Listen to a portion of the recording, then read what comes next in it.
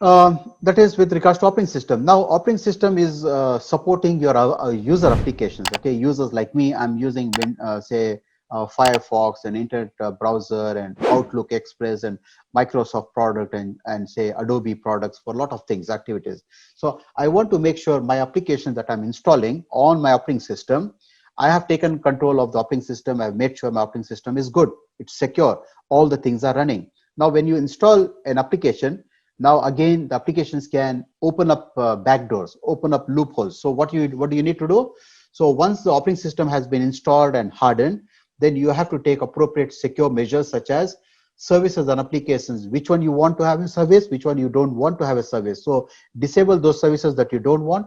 Any service that you want, you install it properly and you and configure it properly. So there are special configurations that will be needed for applications. How do they update themselves? What type of activity that they can do in backend?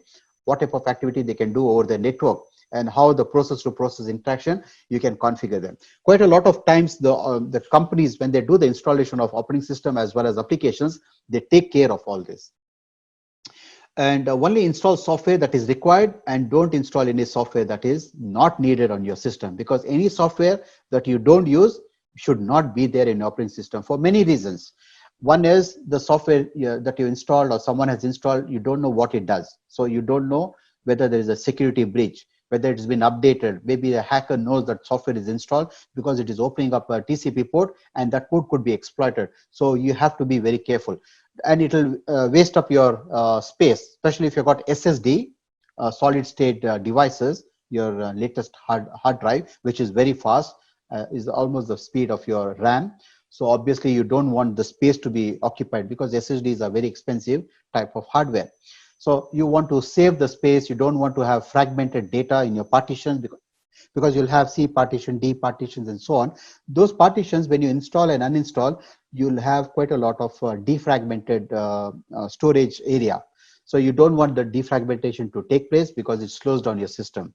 Then it builds up in your registry. There's a system registry. It builds up the information to say that such and such file was installed, such and such file was deleted, but it keeps on to the dynamic tick library files in your system folder, so that can slow down your system. So when you install software such as Java and PDF viewers and browsers and Flash and Active Java X and all that kind of thing, now these are all, if they're not updated properly, and if you still have very old versions or any version that had got drawbacks in them, they can be exploited. They become known target for hackers. So be careful. And those add-on components that you do in your browsers and so on, they always have to be updated. If you don't update, you're in trouble. There could be a particular concern with regards to what type of services and how those services are accessed, remote services and so on. So such as web services, database services, if you're going to do that, be careful with regards to how they access, okay? Because hackers can attack and gain control through remote access.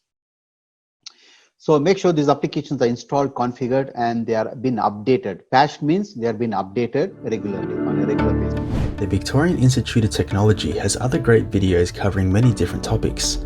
Please check them out, and thanks for watching. Remember to like and subscribe the video for more great content like this.